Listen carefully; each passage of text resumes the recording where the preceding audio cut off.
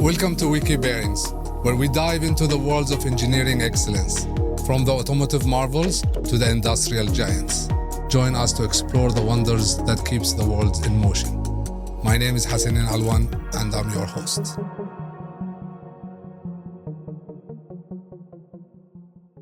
Welcome to Wiki Bearings. In today's episode, we're going to talk about selling online. We are focusing on the spare parts, the automotive parts, the 4x4. With me, I have a very special guest that I have known for some time. Passionate digital marketer, a passionate consulting in that spectrum. He have built an online platform which called the 4x4.com. Welcome, Hamid, to the show. Thank you so much, Hassan. Pleasure to be on this show. Thank you. I'm happy to have you here. Today, we're going to explore what you have done. And just to soft start what we do, tell us a little bit about yourself. I come from a marketing background. My major expertise was to actually work with companies, help them digitize, create marketing strategies, and being in this industry for almost 12 years, it did allow me to explore multiple sides of almost every industry. And this way I created some kind of strategies to create my own ventures with some great partners in the industry and try to digitalize few industries. One of them is the automotive industry. So working on a couple of projects. One of them is live, which is the4x4.com, which is the marketplace for off-roading equipments and products, spare parts. But on top of that, it has customization also. So you can also have car customization ordered online, actually. So the 4x4 or 4x4.com. So what it is a very niche. I think it's more targeting the 4x4, maybe the off-road.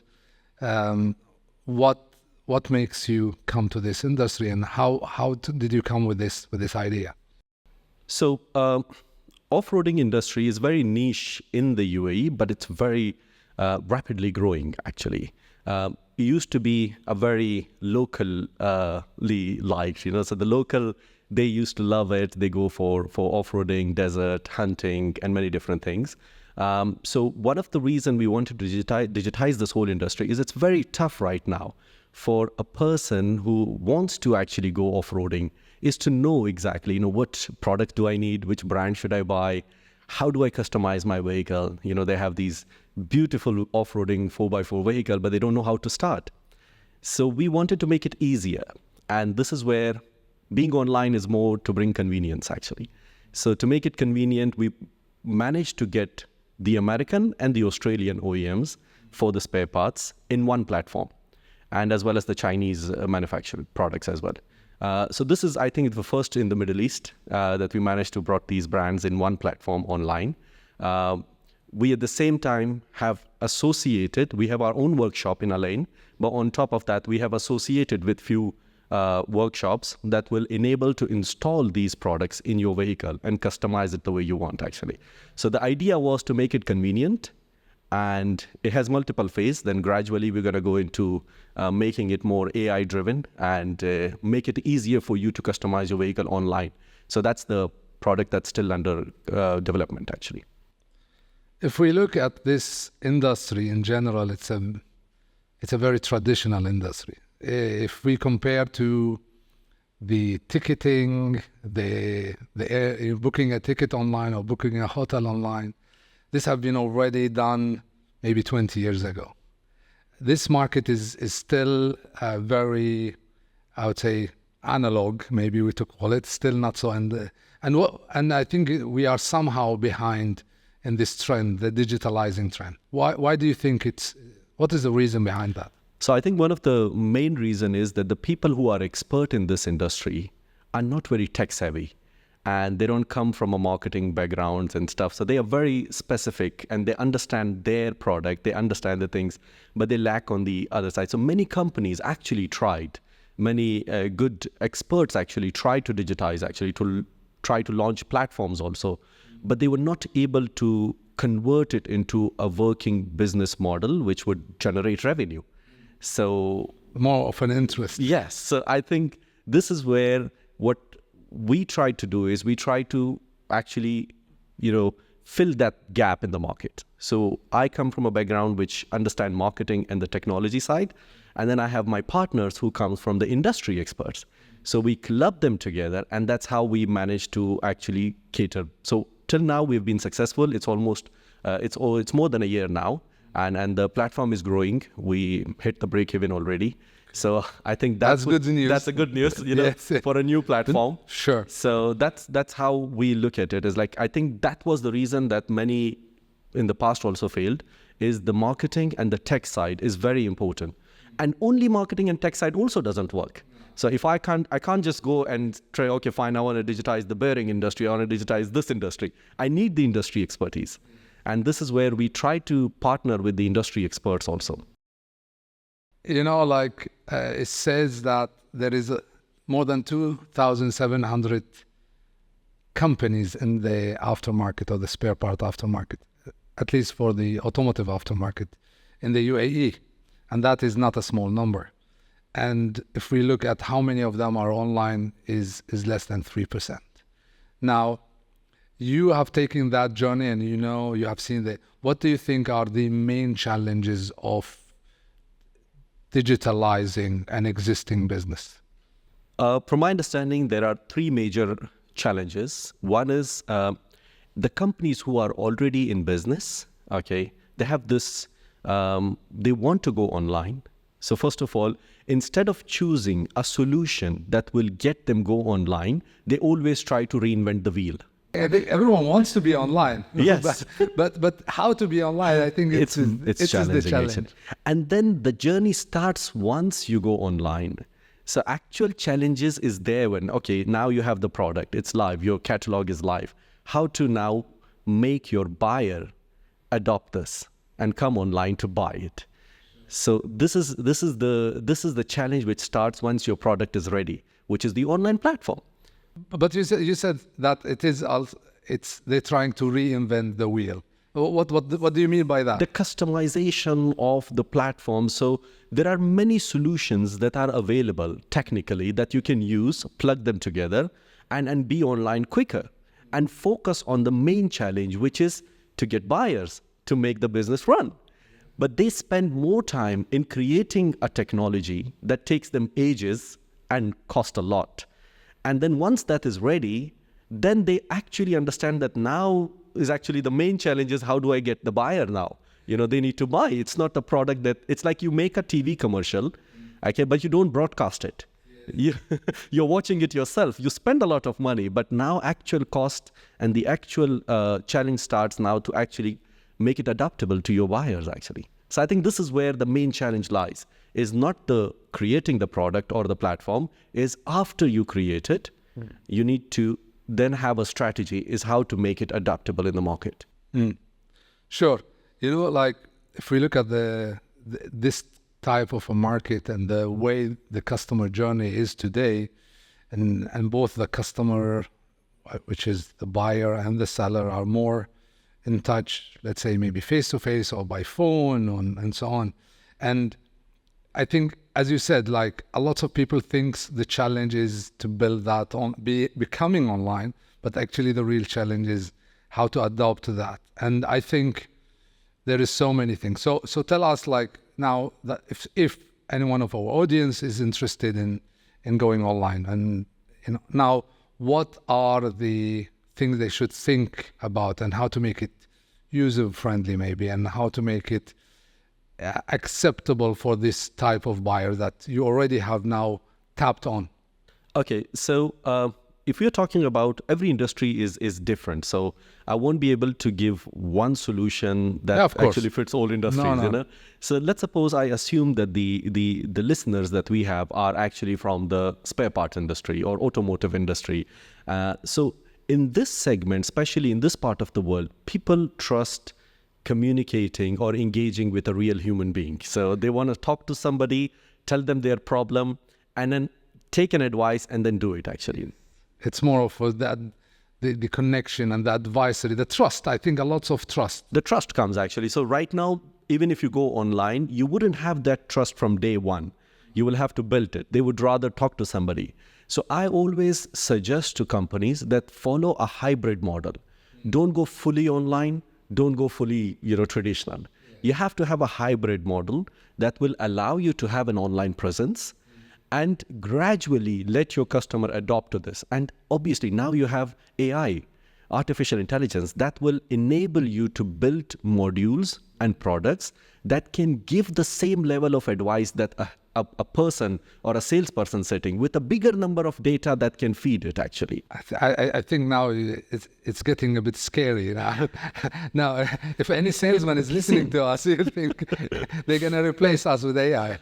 Well, it's going to happen anyhow. You Companies think so? are investing. Everybody's exploring options. So I think this is one of the reasons why managing and organizing your data in a way and using this technology, because if you're going digital, and then still keeping the traditional model, it's fine for a short term, but for a long term, you have to build products that will make it sustainable.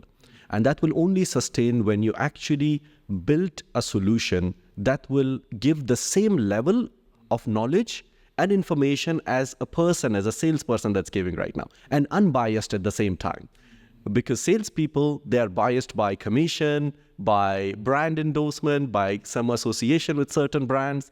But here you get a very clear unbiased. So imagine you come to my platform, and if you have a car, let's suppose you have a 4x4 car and you want to go off-roading, but you don't want to go like very high dunes and everything. You just want to go a very chilled, on the sides, have a camping An and amateur everything. off-roading. So why should I offer you a product that's heavy duty? You're not going to spend extra money on that. So I would rather the AI would be able to suggest you product that's good enough for your usage, less cost efficient, because there are few products that gives you very smooth drive on the off-road area. Some products are heavy duty. It doesn't give you smooth drive. It's actually more for professionals actually. So this suggestion should come from an unbiased system. For now, we have a team, we have experts that will advise you, but gradually this should change into an online platform. And that's the way you can only be fully digitized. I mean, I think we are still a bit far from this fully digitalized. I think, of course, AI have changed the way we look at customer service, we look at help, support, and I think this is rapidly changing. And I think in the coming 4 or 5 years, we're going to see an exponential growth. And even today, in the past, the human voice was difficult to imitate, but now with AI, even the way we speak, the way we interact, it becomes much more interesting, and I think this is driving the business in that direction for sure. Looking at our industry, still is a very, very traditional, very analog maybe, and I think if we look at both the industrial parts or the automotive parts, it's a lot about the trust, the relation, how we do things. But we also see that the new generation, which is, let's say, born with iPads that do things online, and they are more, I think the new generation have much more trust online compared maybe to the old generation. And they are much more used to this buying online because they've grown up with buying online, and you get used to that. And I think this is what the industry is going through. I've recently read that PNC Intelligence is estimating the market to grow to 1.4 billion by 2030. This is which is estimated now to be like $500 million in UAE. This is like triple. This is for the spec parts? Yes, the automotive parts. Okay. And if we look at it's expected, 2030 is only 6 years from today, maybe 5.5 years, right? So what is, in your opinion, driving that growth? And do you think this is a realistic number? Well, from my understanding, we're working on another project which is not specific to the 4x4 parts. It is more general parts, and it even have used parts in it, which is the scrap industry also in Sharjah. Now, if you combine the used spare parts along with aftermarket and OEM, you were talking about billions of dollars industry actually, and that's alone in the UAE, because UAE caters then all the surrounding countries and everything actually. So we are working on a project there, but I think it's the number of cars, the number of population in the country, and the number of business that people are coming, the traders, it's growing rapidly. So that definitely will have a direct impact on the market size of the spare parts as well. And this is going to grow. This is going to grow. No, what they mean, it's the online aftermarket business is 500 million and it's going to be 1.4 billion.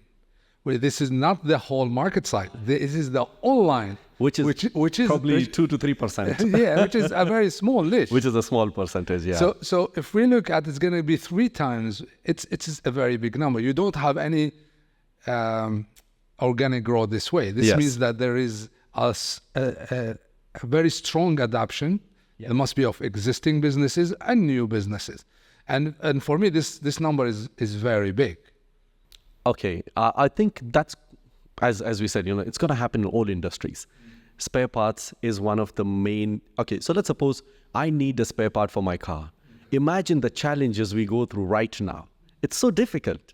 And people are used to, being Amazon, Noon, and many online aggregator platform. It just makes it easier to find any other products. So spare parts definitely is going to be growing actually, because we are getting adopted to convenience, right? So we want convenience in everything. It's not going to be. So this is going to grow, but I assume it's going to be even more because still now there are very small players in the market, in the online spectrum. You don't find a big unicorn that's leading this industry right now. So the market gap is huge. And this is, once new player comes in the market, this will grow rapidly. I think, yeah, for sure. So it's very factual actually from my understanding. Okay. Now I think another aspect of, or another challenge that I have seen and I talk to different people is the data. When we do a lots of face-to-face business and we do this traditional business, you come to my store, let's say you want to buy a part, that can be a bearing for a machine or a bearing for your wheel bearings. This business is the amount of data, the way the data is managed, the way the data is stored is different than how it's expected to be in an online store. So how important is this? I mean, I think a lot of the audience that are today maybe either have started this journey or wants to start this journey or thinking about this journey. I think they don't really, some of them do not realize how important the data is. So you have done this journey more than one time in my knowledge. So how the structure of data and what they should think about when it comes to data? It's very important. I look at data from a perspective like it's the knowledge bank that you have that will drive innovation. You can't innovate without having the knowledge of something. So it's the same way. If your data is not organized, you will not be able to train a new product that will be innovative and effective at the same time. And you start from small. If your company or your organization or your industry is not organizing a data, you should start from very small actually. That's the type of inventory that you sell, the type of inventory that is in demand, the basic data. You start from there and then get into your customers and then segmentation. And then this will give you clear vision about the future. And then when you have many industries are already getting organized and understanding of this data to be organized. AI is not going to work if you don't have efficient data. It's just data science. It's a clear, large volume of data. So whether it's AI, it's technology, it's innovation, you need the thing that will feed them is data. Yeah, for sure. I mean, with this is what AI is driven by, and I think data is. But let's say you said that they should start collecting data, and I think in general they are collecting data. And some of them have been collecting, some of the industry are collecting data for 10, 20 years.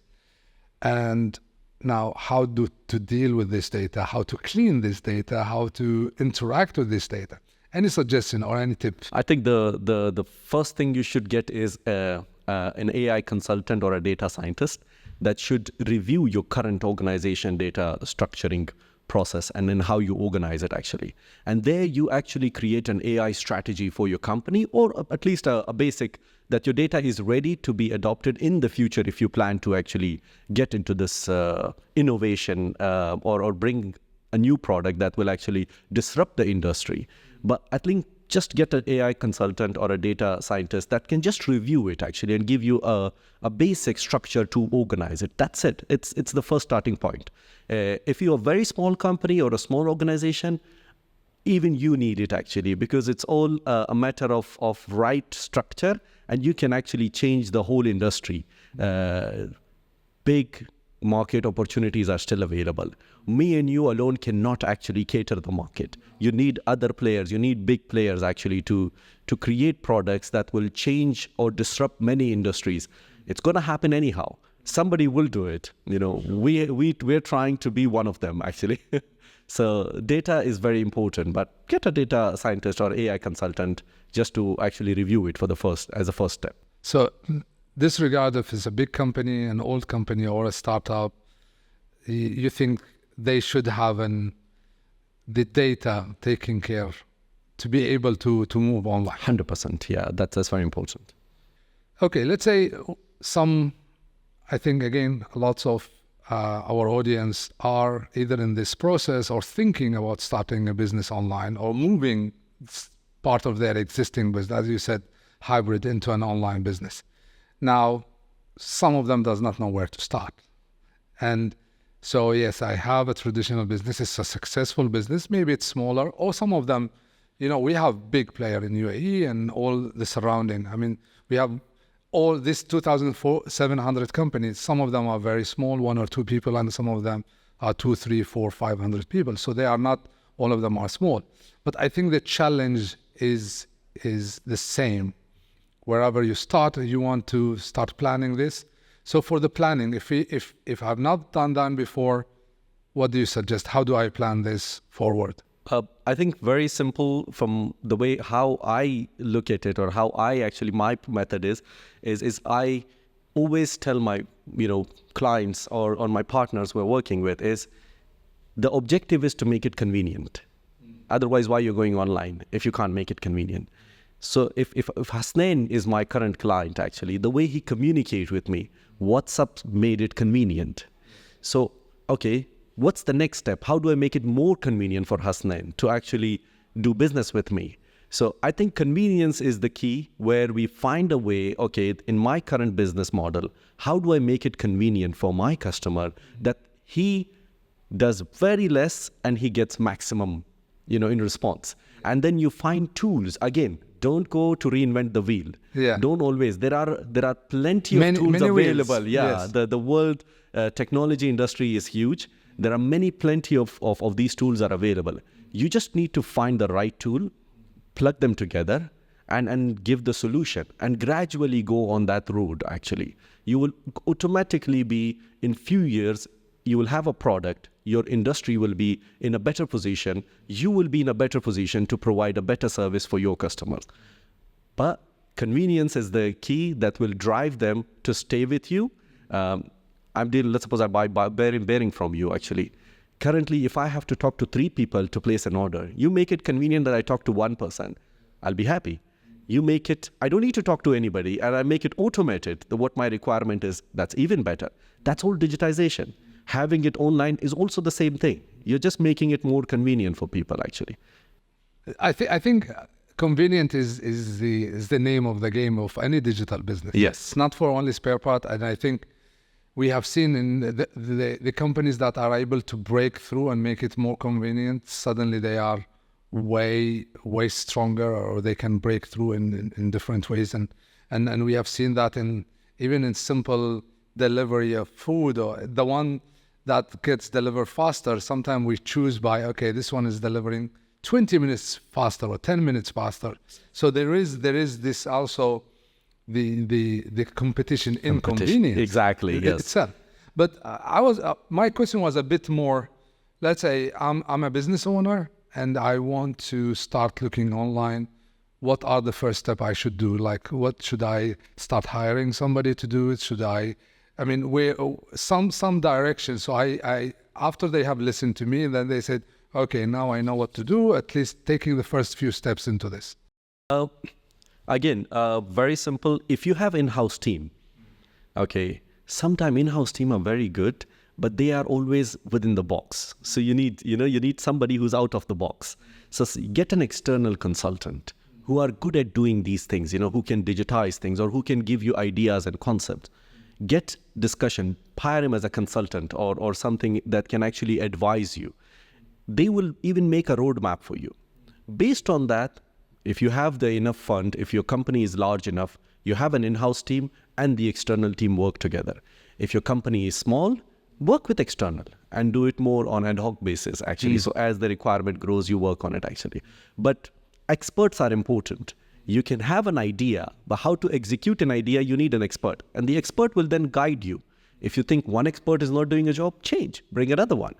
But sometimes what companies does, they expect the in-house team to come up with concepts and everything and do everything. But that's where limitation happens. There are companies who are working with minimum 10 industries. They have access to a different type of ideas and concept than a company or an IT team or a marketing team that works only in your industry. So having these external team can actually guide you and advise you on ideas that sometimes comes from different industries, but it works in your industry as well, actually. So I think this is where the starting point would be, is get somebody expert who can guide you. Once you have a roadmap with them, then implement it. Simple. You mentioned something that if you're small and you don't have the in-house, so maybe you can use an external.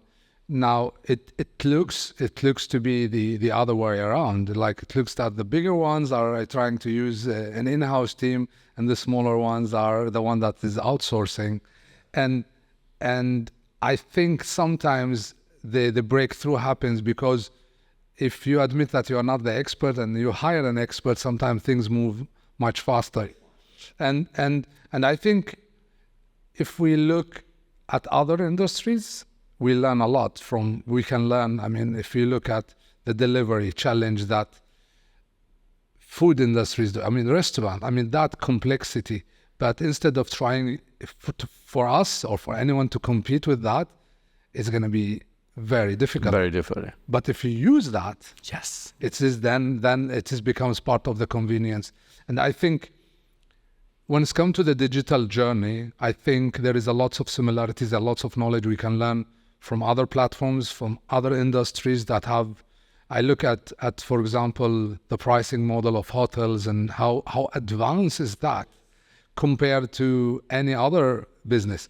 I look at the restaurant delivery and food delivery. This is very, very like, it's small. It's many deliveries in one day, in one time. So it's very complex. There is something to learn there. And I think if we look at different industry, we can learn and we can see that similarity. Okay, so maybe I don't need to deliver within 10 minutes for my bearings at least. But at least there's something to learn there. If it's pricing, how do I learn on the pricing? I think everyone thinks that his industry is the most complicated, the most complex. Like, we have something around 30,000 SKUs. And I was speaking to one time to one of the fashion retailers. They said in one brand, in one season, we could have 30,000 SKUs. Exactly, yeah. So it's like, and that is one season. And then after another season, they would have to change. And in the same SKUs, there are different colors, different sizes, different models, shorts, and all of these. So I think we somehow are all thinking that my industry is the most complex. My industry it's different than others. But I think if we are open-minded enough and try to say, our industry is like any other industry. The customer journey nowadays is becoming also very similar. Today, I think what have changed a lot with the internet and the era of today, before we would go to a store discussing and then make a decision of buying something. But I think we never do this now. We are going to the store already know what we are planning to Exactly. buy. Yes. And that is done through the research. We check online, we compare, we see a YouTube video, and we have done. And this have changed, and this is changing in every industry. Yes. And I think many of our customers is doing the same. They know what they want. Could be a brand or a certain specification. Even if he's not an expert, he have done his homework. And this is changing the whole way of the customer journey. 20 years ago, if I want to buy a mobile on any, I would go and I don't know, maybe I have a budget. And then I go and I see the 3-4 different models. And then I say, okay, this one is having this specification. It can be a TV or whatever. But now, I think most of the time we know what we want. And we have done that research online. And this is why the journey is very different. And that is also driving the expectation of customer. You need to be available online. And I've said that to even very traditional business. Sometimes you need to be online for your customer to see and search your product and find them. And maybe you're going to give you a call and buy them. Exactly. That's fine. Simple. Or send you a WhatsApp. Yeah. That's no problem. But not being visible online can maybe take you out of this comparison of that. So I think there is this change, and what the leaders or unicorns have changed in the way we buy. It could be Amazon or Noon or any other. Our expectation is also different. Yes. Why I can buy a sandwich online and I cannot buy a spare part online or a bearing online, and if we look at as well in the US and Europe now, a lot of business spare part, it's happening online. Big companies are there is this, what we call them the unicorn, or what I call them the Amazon spare part in Europe. Yeah. And they are doing substantial business. Indeed. I think we have the opportunity in this region to be one of them, or to be part of this game. And this is why I thought this podcast would be interesting for a lot of because I think all of us, all the listener of our podcast are somewhere in their journey. Either they already have a store, and then we have something for them as well. Maybe they have a successful or not yet successful, or they want to start. Yes. Or they are planning to start. I think the general willingness is there. Is there? Yes. The willingness is there. Nobody it's wants just to be that left behind. How and when, and I think this is where the delay is happening. So looking at somebody that have spent some time building their website and they think, okay, now I can go live, I'm done. I think it's really the start of the game. And I think once we are live, the challenges are very different. Now, from your experience and your expertise, what are the challenges after we go live? Two major things that you need to keep in mind is once you build the platform is when you start the journey. So you need two things which is very important. One, continuous development. There is no end to building a platform. You start building a platform. You never say, I'm done, I'm complete. You go live on different stages. You go live with different modules, with different features, but you keep on building it, improving it. It's a continuous work, actually. Any social media platform, any digital platform, you name it, there is still continuous development happening. So that's one, you never stop. So it's a continuous evolvement, a continuous innovation, and continuous building. Based on feedback, based on data, based on people interaction on your platform, there is no one way that is good for everybody. So you need to find your way. Second, marketing, which is another very important thing, actually. And marketing then depends what industry you are in. If you are in a B2B or a B2C. If you're a B2B, it's completely different way of selling or making it acceptable by the customer, actually. And if it's a B2C, then it's different. It's not just social media, and associating with influencers or just running few ads on digital marketing platform. These are just few of the tactics that you use. But in total, you have to have a very clear marketing plan. You should know in 1 to 2 years what you're going to do in your marketing spectrum, how you're going to acquire customer, how you're going to retain them, how you're going to make them, upsell. This is all part of your strategy that you should do from day one that you go into market.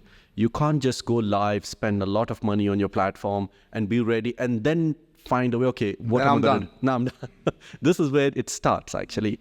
It's the same way like you open a store. So let's suppose you open a store in a market, it will sell. For example, you open a store in Amazon, it will sell because they're already buyer there. But let's suppose I tell you open a store in the middle of a desert. That's what happens when you build your platform. Who's going to come to the middle of a desert? There is no walk-in customer. There is no people who are waiting for you. So over there, you have to find a way to bring people to that place where you are located. So that's the same online platform. Nobody knows your address. Nobody knows why they should come. Okay, they know, okay, fine, you have a website. Why should I come? Why should I buy, So you have to make it work. It's continuous development and marketing. Two very important things, actually. So if we just took this continuous work and in the marketing aspect. Now, just so we go a little bit, do we do it in-house or do we outsource? And when do we do it in-house and when do we outsource? Now, both I'm talking about the marketing perspective because there is a lot, I don't think there is right and wrong, but I mean, you from your perspective, because some companies are small, they wouldn't have enough in-house. But you have done that journey. You know how much you need, and what would be best is outsourcing the development or the continuous innovation. And once it comes to the marketing, when and what do we suggest? Okay, the continuous innovation when it comes to the IT side of it or the technology side of it, if your product is good enough, you definitely have to have either a retainer-based contract with the IT companies or have in-house resources, actually. Because that's something which you don't know. It comes based on data, feedback, customers' feedback, their behavior on your platform. You're shaping it. So you're just improving. You need continuous improvement there. You're going to try. So that you don't outsource that whole model. You can do it, but more on a retainer basis rather than on a project basis. Marketing on the other side is different, actually. When you know what you're going to do, it's good to have in-house team because they can just implement. When you want to try what you're going to do, you can't depend on somebody who is in-house and has the same mindset of you and have influence of the leadership on them. They can't actually go out of the way because the leadership in most of the companies doesn't give that freedom. If it's a traditional, business, I think the mindset is as well. In our part of the world, I think it's most of the businesses is that the leadership has such a strong influence that the team in-house doesn't cross that, mindset. So they have to stay within the mindset. Here, when somebody comes from outside and they don't get influenced by the leadership, they can actually create some new At least strategies. they are free to speak. Free to speak, has nothing to lose. Yes. So over there, you always need external consultancy to give new ideas, new concept, and stay ahead of your game, actually. That's my suggestion. Great. And I think it makes complete sense. I think sometimes if we have a team that is doing the marketing in-house, they are used to do a traditional marketing in a traditional way and catering customer coming to the store face to face. And this is another challenge and another skill which is needed. But I think once we try to move online, it's a different set of skills. And sometimes having a fresh perspective. If it's conform what we are doing existing, it's fine. If maybe a new idea or a new platform. And I think it looks to me the cost in the acquiring customers on that new platform is something to consider. And that is where the marketing investment or expense goes. Yes. Agree, not agree? 100%. I agree with you because I think there is no industry right now or no digital platform that can say, oh, I'm so innovative that I don't have to spend too much to acquire a customer. As I said, the earlier example, very simple. You are opening a store in the middle of a Sahara desert, actually. Now you need to make customer come to you. So you need to convince me with your knowledge, with your products, with your convenience, with your, expertise. Yes, trust, quick everything. Delivery. Yes, and then I'm going to click on the buy now button and then put my money in your pocket. Otherwise, I'm not going to come to your store, actually. If we look at this journey from we go live until the day we break even, how is because I think this is the darker side of any business, and I think this is the scary point of anyone. And once you meet your finance team and say, we're gonna go, we want to do this, and then this is the time. So I have a couple of questions in that. So how do we deal with that, and how long is that time? Because once we are break even, nobody, yeah. So, I mean, yeah, do whatever you want to do. Yeah, that's fine. Once you are break even, the weight on the shoulders is different.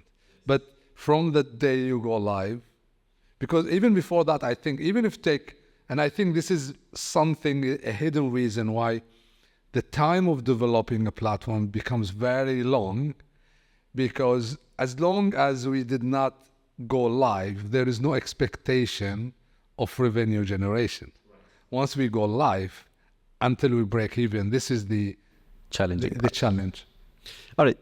Practically, that's the reason I think many big companies doesn't disrupt in the online spectrum, because they are too much calculated. They're they want to make money before they even spend money. They want to make sure there is a revenue coming from it. Look, innovation, and when I would love that as well. Yeah. To make money before I spend my money. At least they are sure, okay, fine, in 6 months I'm going to make money when I spend or I build the platform. It's not that easy. Again, every industry is different. Let's suppose if it's a B2B platform. A B2B platform as compared to a B2C platform hits break even faster. Really? Yes. This is based on experience, I'm saying, is a B2B platform, the cost of acquiring customer is cheaper as compared to a B2C platform, because you might have 100 B2B customers that can give you enough business to reach break even, but you need 50,000 B2C customer to make you break even, actually, in many industries. So in terms of number of customers. The number of customers. And in B2B, you know your segment, you know who you want to approach, you know how to convince him, you know what tools you need, actually.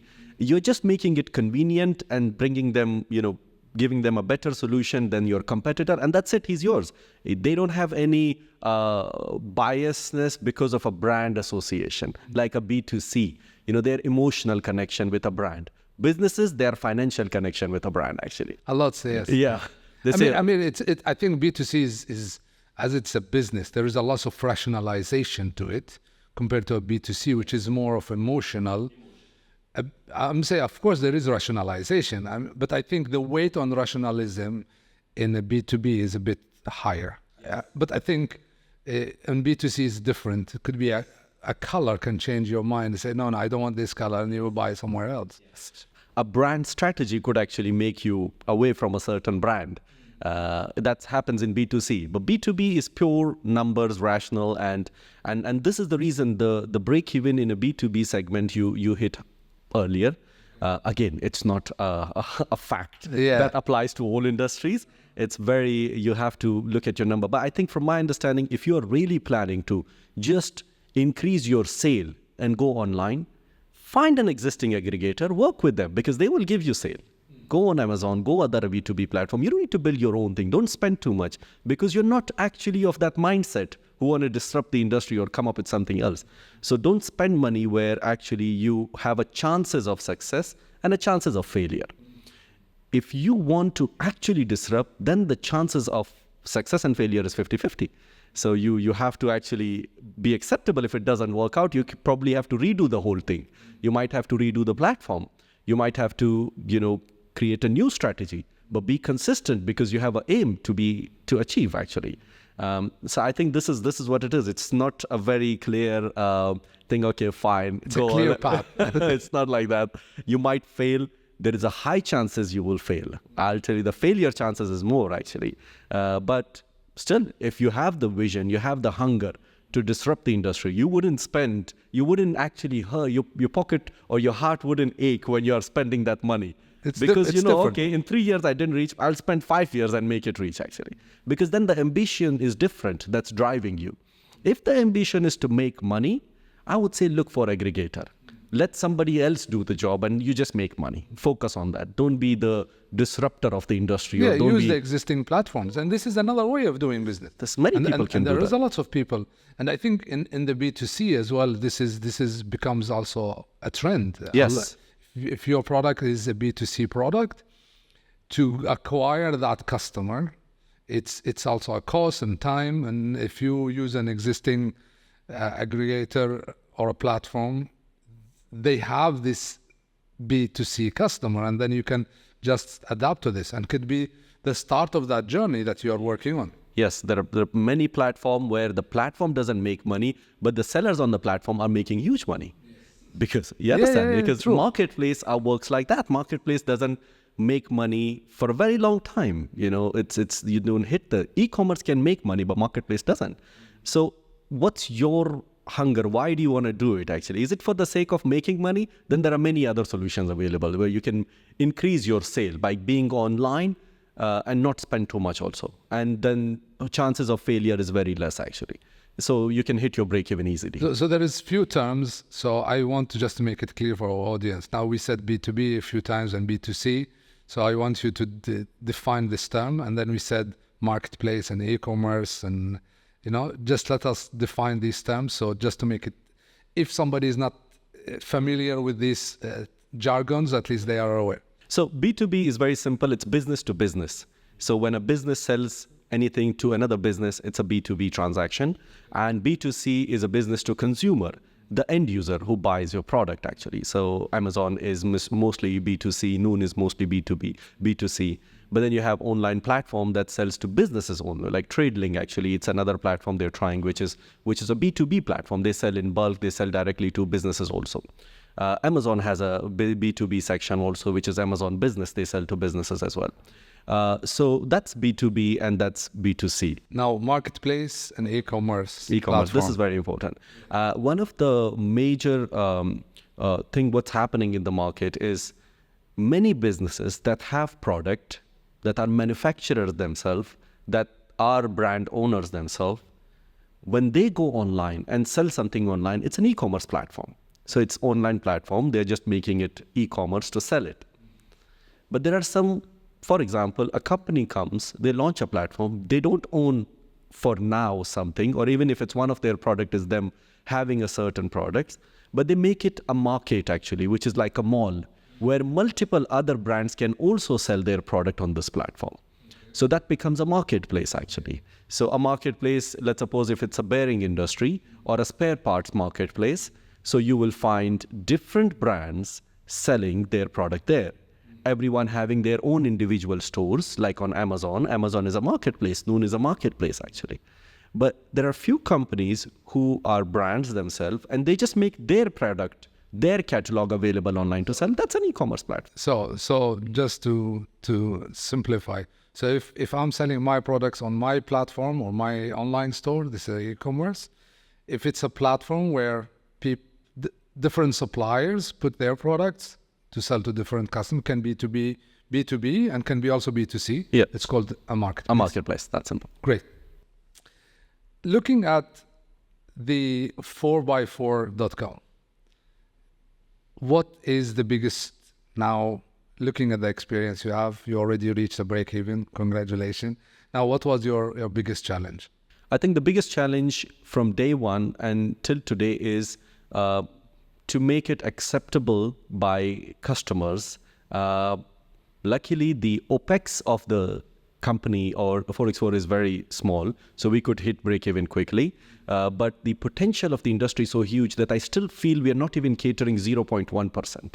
Okay. Like it's huge. So I think the challenge from day one was to make it acceptable by maximum number of customers to place order online and trust our service of picking up their vehicle and installing the products and then delivering back to them actually.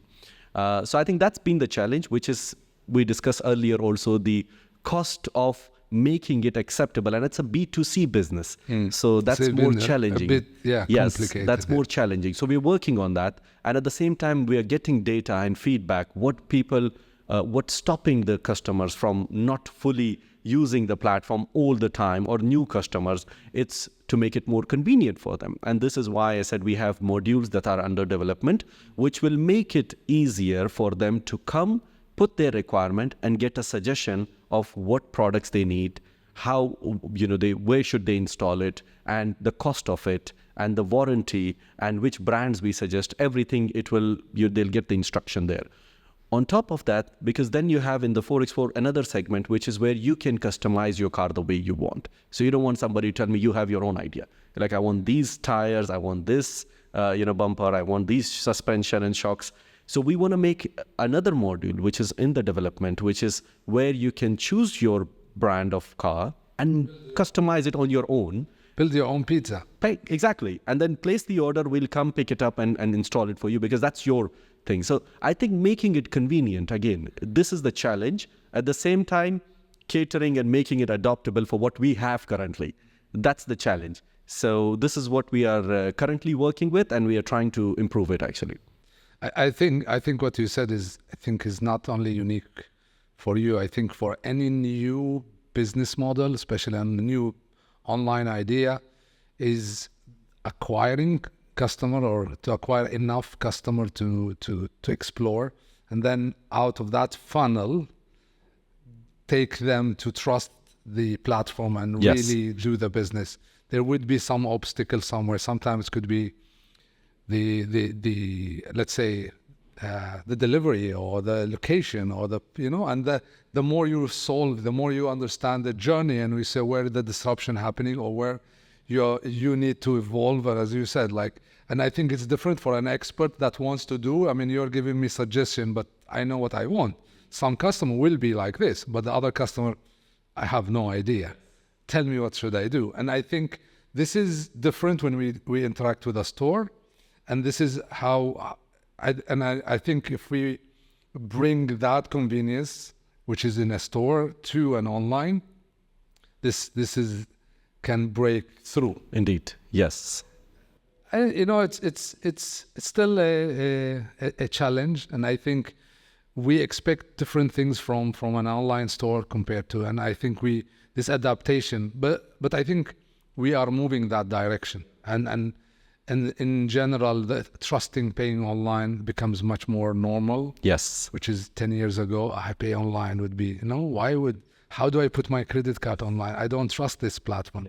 I think there is a lots of problems, and this is probably thanks to COVID, that we started to trust a lot of online. Today we do, if we compare to pre-COVID and after COVID, I think there was a huge adaptation of the digital platform and the trust of digital and buying online. Lots of people moved to buy online because this was the only way. And I think thanks to COVID, digitalization was pushed. Was pushed, yes. In a different way.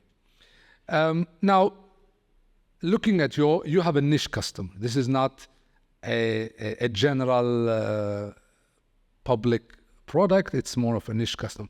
How do you find these customers? How do you engage with them? Is it an event? I mean, this must be a community out there that are interested. How do you engage with these? It's different when it comes to Emirates. So in Abu Dhabi and Al Ain, it's different. It's majority all the locals that comes. There are some really influential influencers online that have associated with us, and we actually acquired an existing workshop also, so that gave us a good exposure to the market, and we had some data, so we knew who our customer are. We serve there not only B2C, we serve some B2B companies also. On top of that, in Dubai it's different. In Dubai there are off-roading groups, there are off-roading communities, there are lots of expats that does it for fun actually. And over there we associate with them actually, and we promote our platform there.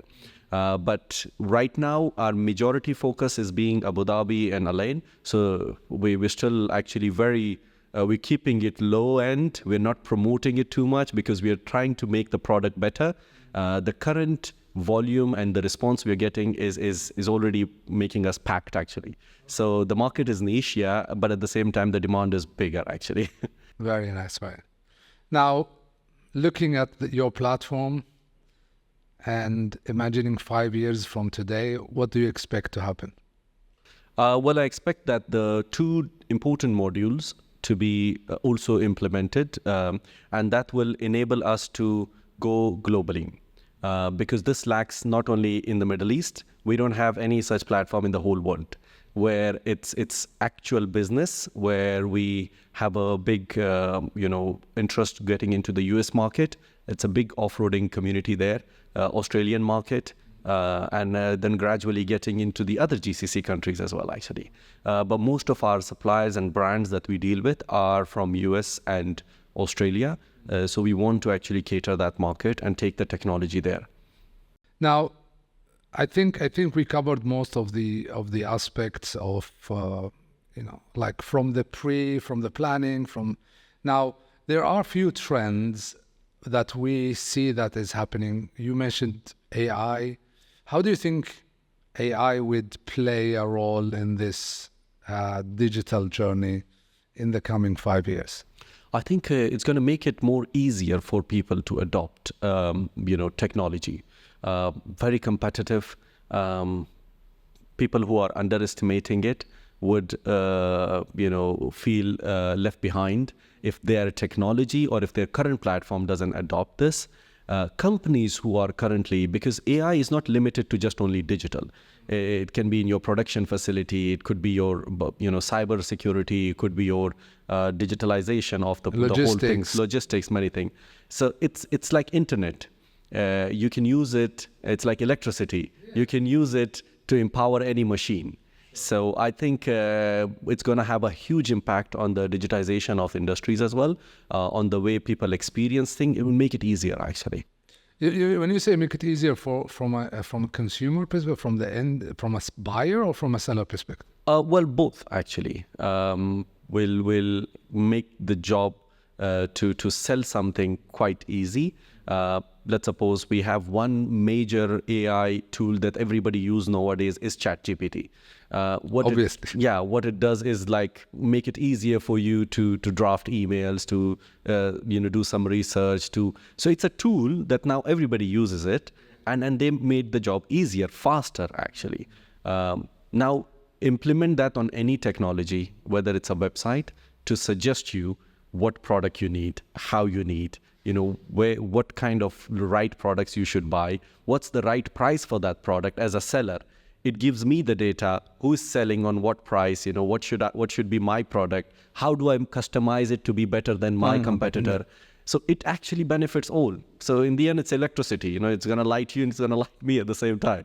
So depends how you use it is very important. And this is why I said it's very important at this stage also to actually engage with some experts, get your organization, be checked by them and see the possibilities. And not one time. This should be a regular practice in few months or years. You should continuously do it. Every 6 months, go to a checkup. Sort of, yeah. Why not? It's like a health check of your company, AI health check. Like it is changing the way. I think we cannot ignore the impact AI will have. And I think especially when we are digital with the availability of data, and this is I think it's going to drive the business. Sometimes an offline business, it can be a bit, you have a different challenge to adapt AI because how to get the data and so on. But I think with an online business, AI going to change the way things forward. And I think we are in the baby steps of AI, and I think we have a long way to see. We have a long way to go. Yes, Hamid. I mean, it's really a pleasure to have you here. I enjoyed our discussion. I mean, I would love to discuss, but for this episode, for this time, thank you very much for coming. Thank you so much for inviting me. It was a pleasure talking to you, and very insightful podcast. Thank you so much. Thank you for coming. And for our audience, thank you very much for today. If you have any comments or suggestions, reach us at podcast@mcb.ae. Thank you, and until next time. And that wraps another episode of Wiki Bearings. Don't forget to subscribe for more insights into the fascinating realm of the engineering innovation. Until next time, keep spinning towards greatness.